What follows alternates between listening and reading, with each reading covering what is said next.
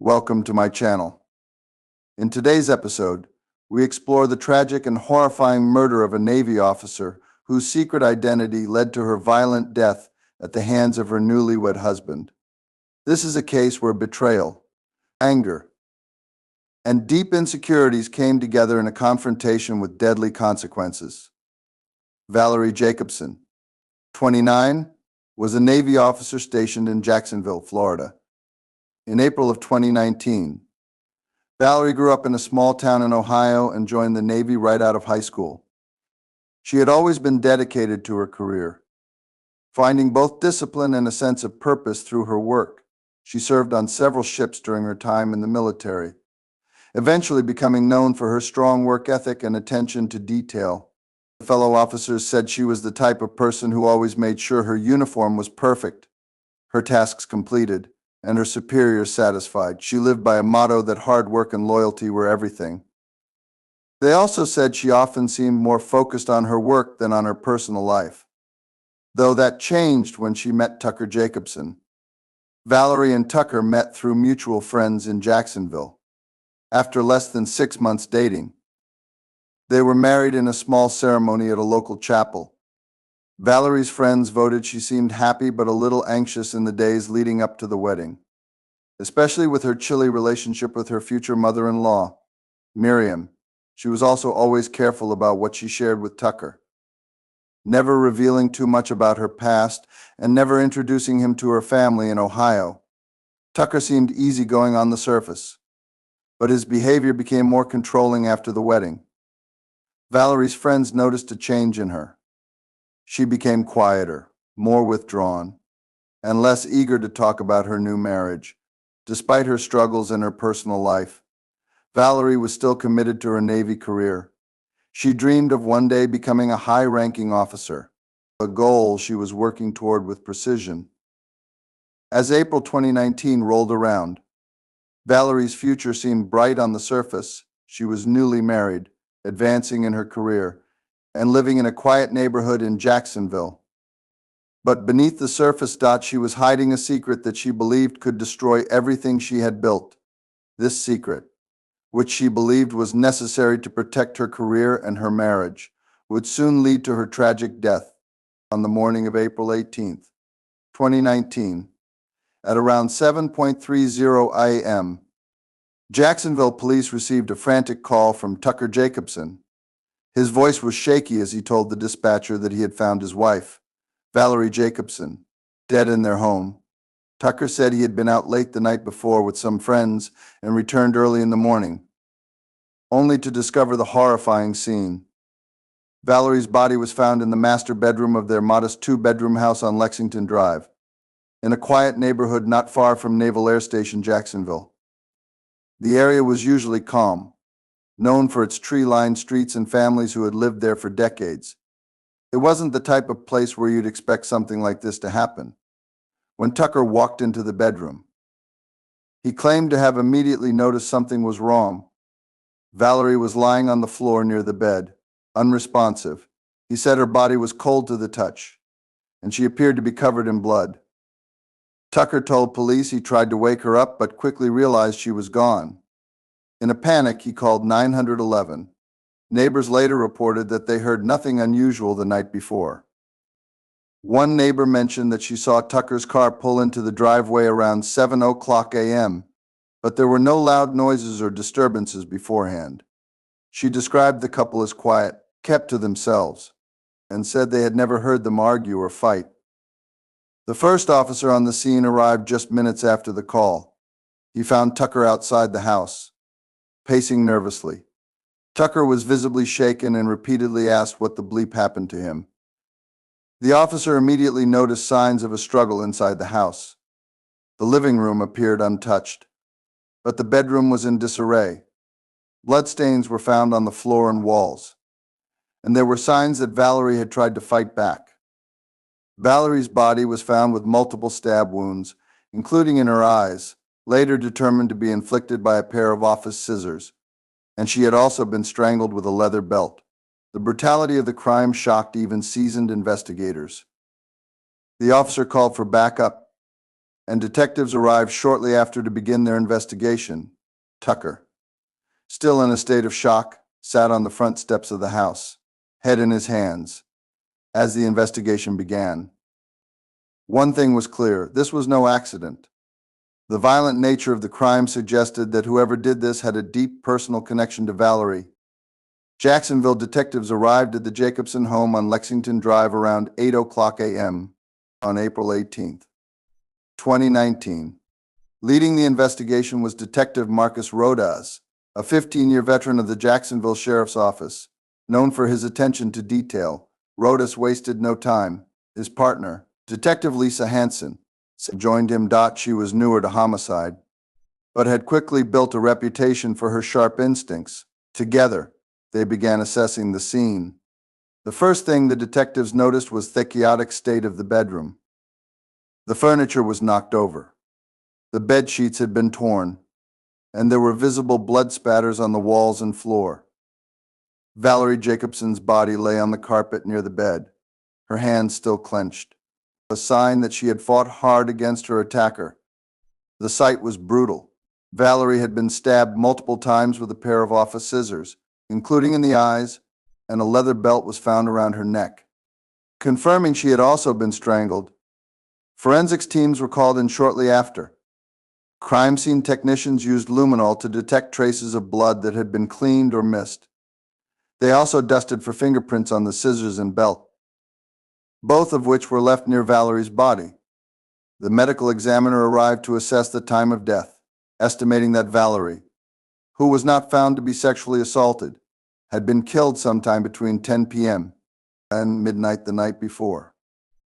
Detective Rodas spoke with Officer Mark Daniels, the first responder. Daniels confirmed that Tucker Jacobson had discovered the body early that morning and immediately called 911.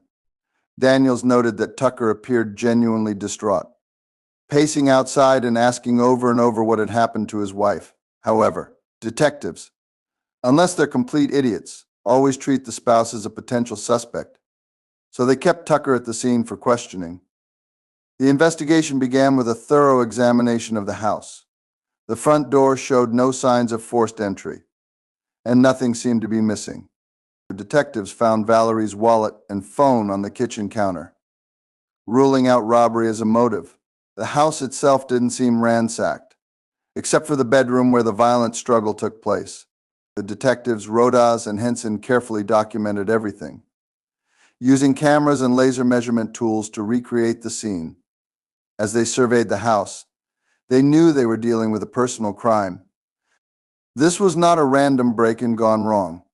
The sheer violence of the attack pointed to someone who had a deep emotional connection to the victim.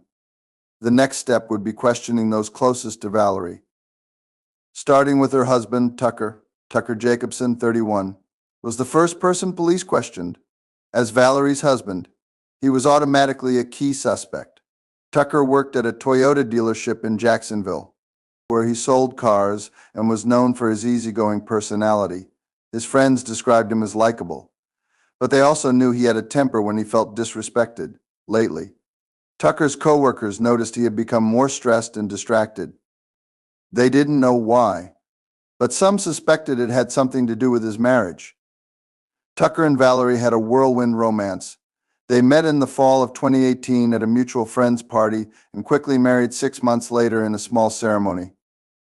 Friends said the couple seemed happy, though there were hints of tension after the wedding, especially with Valerie's contentious relationship with her new mother-in-law, Miriam. Tucker had also become more controlling. He had begun checking Valerie's phone and constantly asking her about her past, including why she hadn't introduced him to her family. It wasn't clear what had caused his sudden distrust, but people close to him noticed a marked change in his behavior. When detectives brought Tucker in for questioning, he was visibly shaken. He told them he had been out drinking with friends and watching a basketball game the night before, arriving home late and falling asleep on the couch. He said he didn't realize Valerie was dead until he found her body early that morning. Tucker insisted he had no idea who could have done this and denied having any problems in his marriage. However, detectives Rojas and Henson noticed inconsistencies in his story. For one, Tucker couldn't provide a solid alibi. His friends confirmed they had been out at a local bar, the Garage, until about 9:30 p.m., but no one had seen him after that. Surveillance footage from a nearby gas station showed Tucker alone, buying cigarettes around 10:15 p.m., but nothing after that. This left a large gap of time unaccounted for. During the interrogation, Tucker's mood shifted. At first, he was distraught and emotional, but as the questioning continued, he became more defensive. When detectives asked about his relationship with Valerie, Tucker admitted they had been arguing more lately, but he said it was about typical marital issues, nothing serious. Despite his claims, detectives couldn't ignore the tension they sensed from him. They asked if Valerie had any secrets she was keeping, and Tucker paused before quickly dismissing the idea. Still, his hesitation caught their attention, although they had no solid proof that Tucker was involved. His behavior and lack of an alibi may have been their prime suspect, at least for the moment. Miriam Jacobson, 57, was next on the list for questioning. She was Tucker's mother and had a troubled relationship with Valerie, her new daughter-in-law. Miriam had never fully accepted Valerie into the family. Behind her polite demeanor, Miriam harbored deep resentment and jealousy towards her new daughter-in-law. Shortly before and after the wedding, she made several inappropriate sexual advances toward Valerie, which Valerie had firmly rejected. This caused a growing rift between them. Embarrassed and angry, Miriam began spreading malicious rumors about Valerie, telling friends and neighbors that she didn't trust her daughter-in-law. She even hinted that Valerie wasn't who she claimed to be and was sexually cold and infertile, sowing seeds of doubt in anyone who would listen. Miriam's gossip soon reached Tucker, planting suspicions in his mind about Valerie's past. Friends recalled how Miriam would make passive-aggressive remarks about Valerie's private nature, speculating that she could be something important. In one conversation with a neighbor at a local Publix grocery store, Miriam reportedly said she also implied that Valerie's military career was an excuse to keep her distance from the family. Another layer of mistrust that clouded her interactions with Tucker. When detectives Roas and Henson brought Miriam in for questioning, she appeared calm, even defiant. Miriam didn't try to hide her dislike for Valerie and made it clear she believed Valerie had been lying to her son about something. Miriam claimed she hadn't spoken to either of them, but her tone was sharp and her responses felt rehearsed. She maintained her innocence but seemed almost relieved that Valerie was gone, telling the detectives.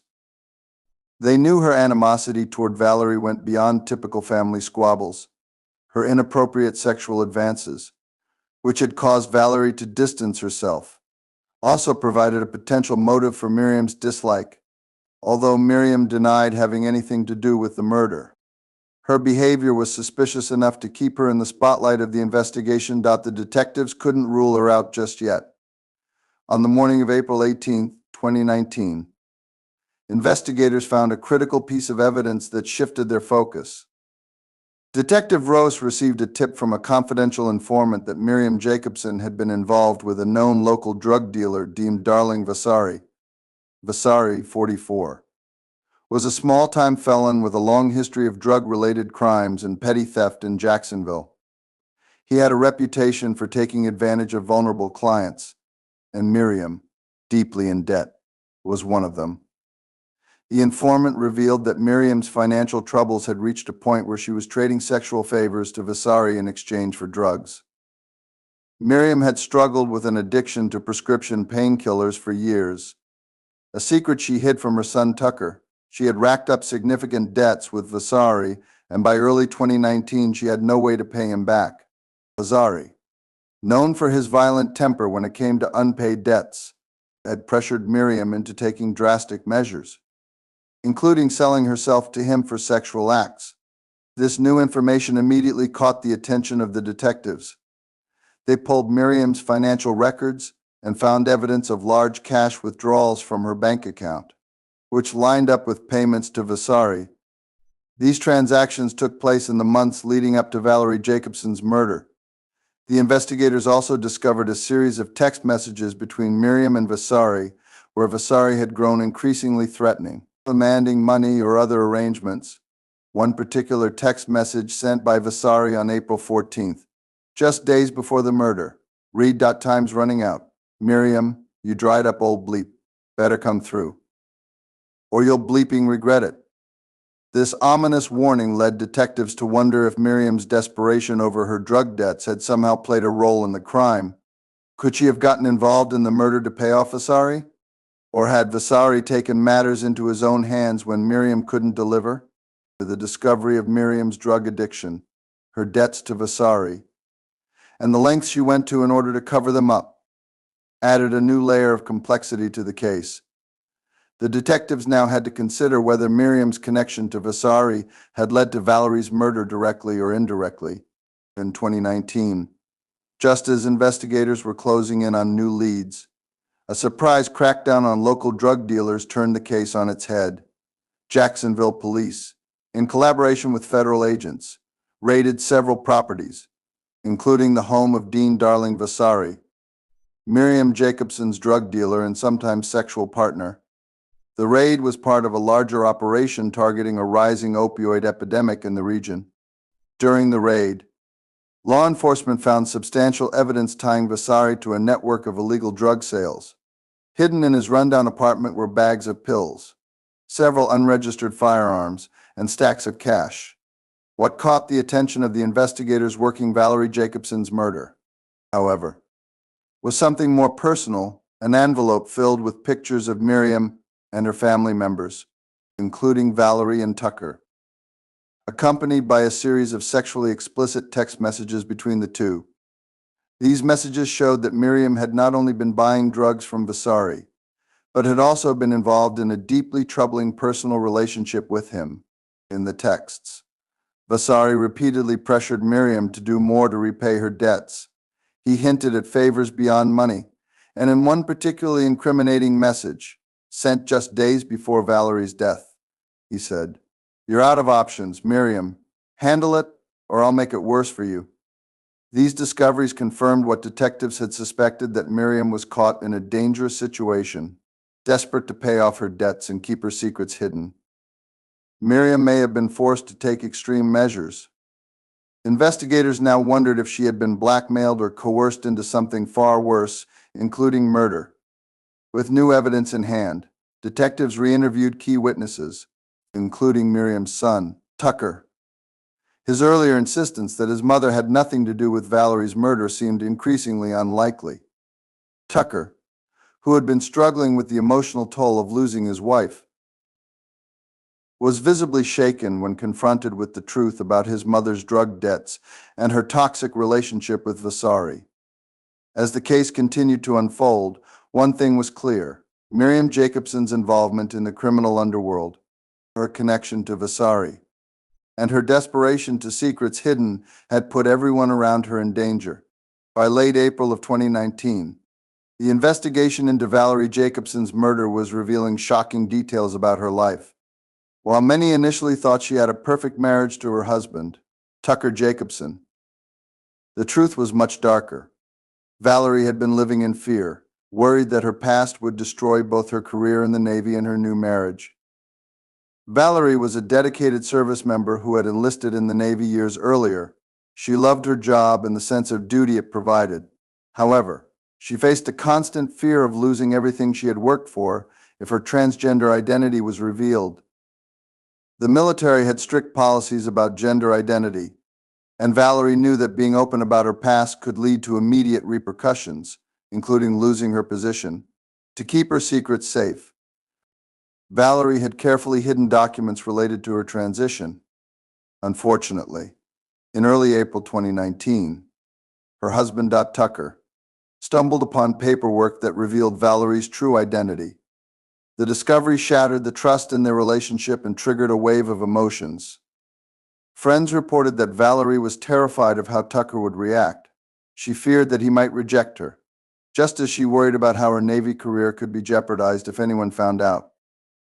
The tension between the couple grew in the weeks leading up to Valerie's death. Tucker had shown signs of anger and betrayal, feeling that Valerie had deceived him by not revealing her past before their marriage.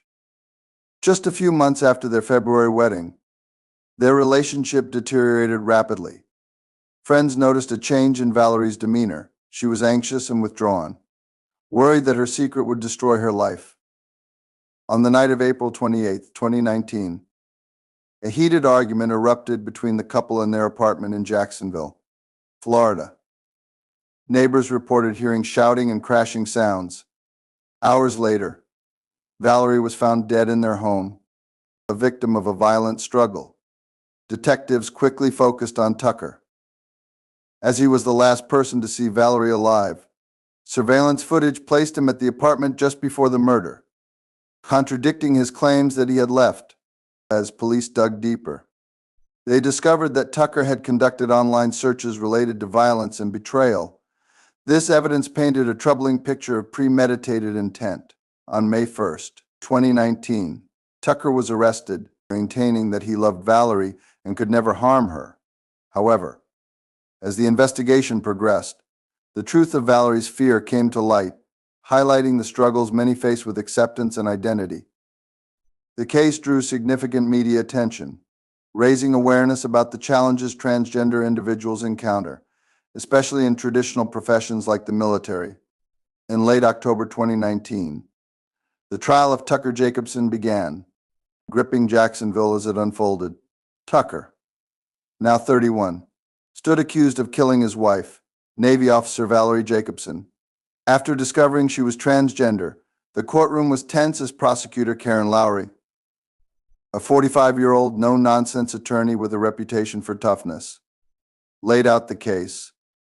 Lowry argued that Tucker's actions were fueled by a combination of rage, betrayal, and transphobia.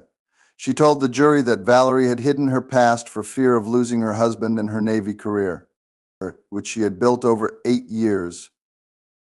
As Valerie's transition came to light, Lowry painted a picture of Tucker as a man who couldn't handle the truth, unable to accept his wife's identity.